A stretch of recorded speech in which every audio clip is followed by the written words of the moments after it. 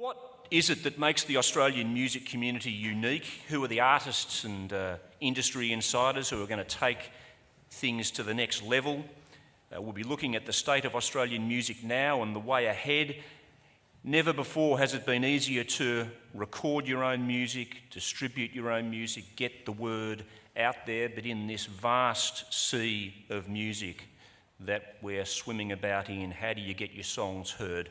What does it take to make it big here and then to move into overseas markets? How will we discover, consume and listen to music in the future? How important is the management of young artists? These are some of the issues we'll range over today.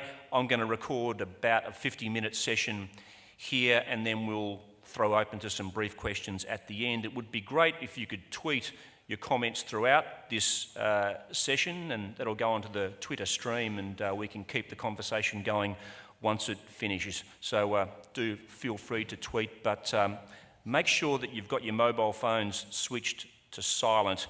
And don't worry about making noise. We're recording it for radio, but it'd be good to have a bit of noise, some booing or cheering at appropriate moments, depending on your views. With no further ado, let me introduce the terrific panel of guests we have for you today.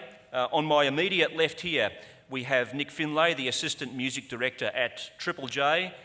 Next to Nick, we have Andy Kent, who has, as you know, spent 20 years with the band UMI. These days he manages the band and Tim Rogers. He's also Operations Manager with Love Police Touring. Next to Andy, we have someone who scarcely needs an introduction, Michael Chugg, one of our biggest rock promoters.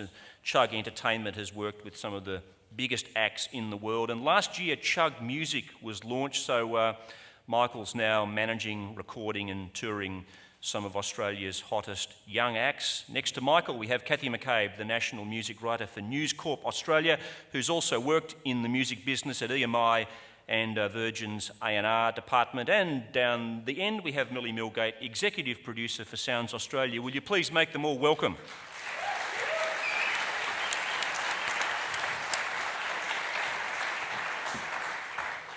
So, Michael, we have a huge appetite for music here in Australia. I was reading, I think we're about the 6th largest music market in the world now. How would you describe the state of the music scene in Australia right now? I think it's actually better than 6th, isn't it? No, we're Depends 6. who does it, I suppose. We're 6 according to the recorded side of the industry. From a local music point of view, I've never seen it as buoyant as it is. There's so many young Australian bands that have a chance of actually getting out and making it internationally. Certainly from all my travels overseas, 20, 25 years ago, you'd go to a conference with 1,000 people. If one person asked you about an Australian act, it was like you're in heaven. Today, every second person wants to know about Australian music. Some of the biggest playmakers and power makers in the world believe that the most energetic and original and refreshing music in the world right now is coming out of Australia and New Zealand. And that's been bantered around for at least 12 months. My point of view, I think it's a fantastic opportunity right now.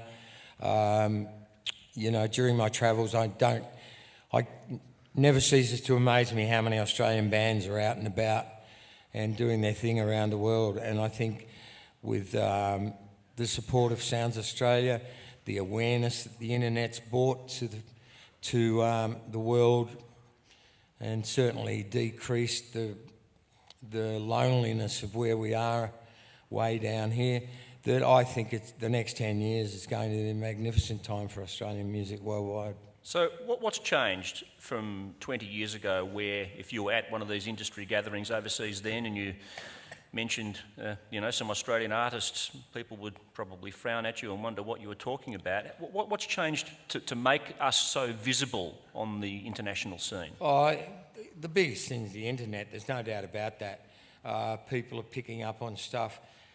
Similar to our touring side of things, we pick up on young international acts before some of them have even recorded, and that's happening with the Australian music.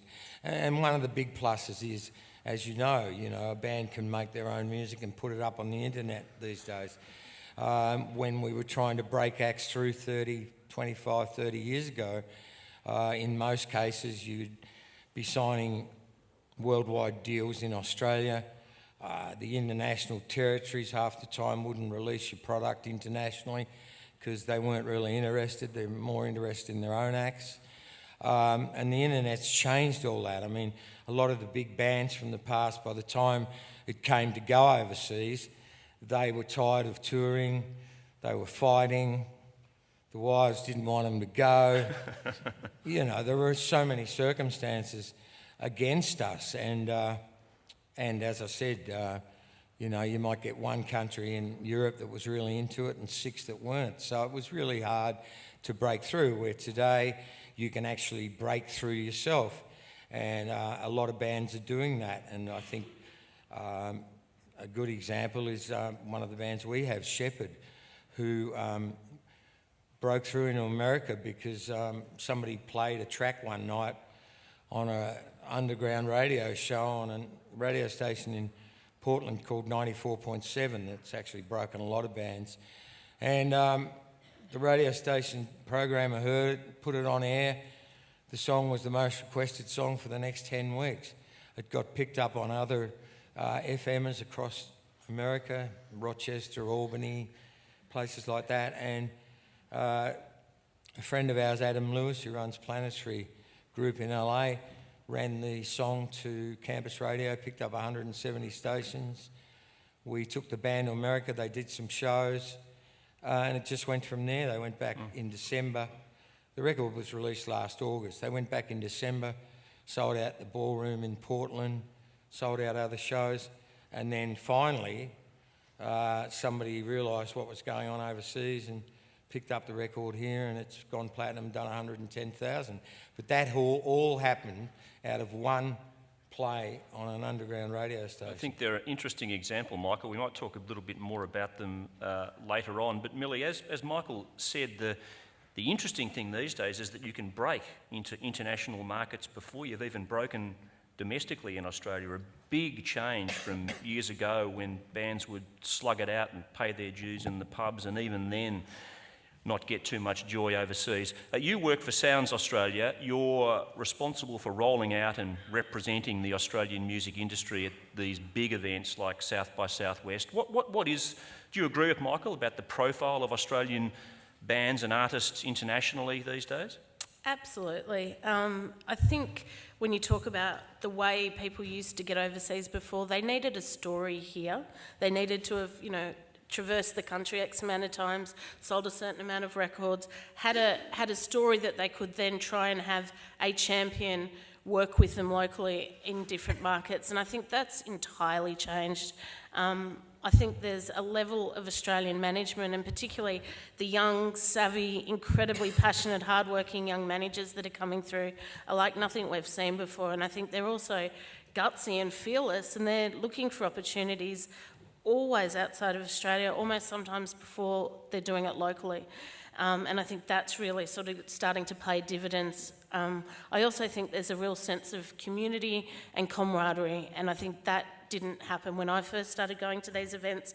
You very much would see colleagues that were Australians and had certainly been doing it for a long time, and everyone stood there with their arms crossed, and they had their agent that was their contact, and they were going to keep them very hidden because, there was that fear that if I introduce them, they're no longer going to work with us. And I think those barriers have come down in a way that you just don't see too much of with other countries either, and there's this real generous sharing of knowledge and intel and support. And I think the players that are going overseas, the industry delegates with or without their artists, and the artists themselves are all working together. I think there's a real sense of, if we open a door, if we have a little bit of success with Tame Impala or Gautier or the Jezebels, everyone's now benefiting from that.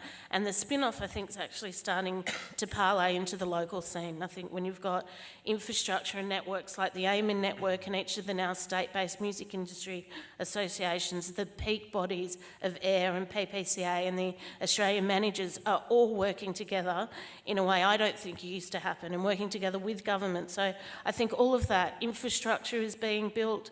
And I think the Australian artists are benefiting from it. Well, it's good to hear. I mean, it's an industry that I suppose many people have seen in the past as being a rather bitchy industry full of petty rivalries, but it seems that that's changed. Kathy, you're nodding your head at that. Is that something that you've noticed as a music journalist, that things have changed? There's more collaboration, for example, that this camaraderie has manifested itself in artists working together more as well. Very much so. I mean, when I was doing A&R, there was no exchange of information except for with the publishers. The publishers were always very supportive of me, but my fellow A&R men wouldn't catch you a break, wouldn't share the kind of knowledge that somebody going from journalism who really needed the how-to guide to.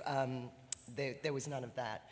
I find what is happening in terms of collaboration really exciting, and I think what is also happening with Australian bands, they're really savvily making connections with overseas bands, and I think what that is helping to do is, the US or UK or European band will come and tour with them here, and then that happens again overseas. That's happening with a lot of Australian bands, and the sharing of not only,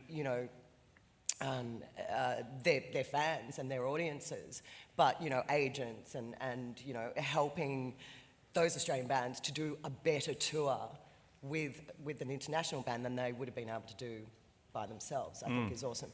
But I also think creatively what is happening in Australia is pointing to where what our future is on the world stage. In terms of collaboration, I mean, you look at Gautier and Kimbra, you look at those sort of things happening. We always see, you look on the Australian charts and there's 50 songs that have two different artists paired together. We need to be doing a lot more of that, because I do think there is, even with a smaller audience in Australia, I think you can maximise different fan bases. Because people are intrigued as to what is that going to sound like if this band or this artist is working with that band or that artist.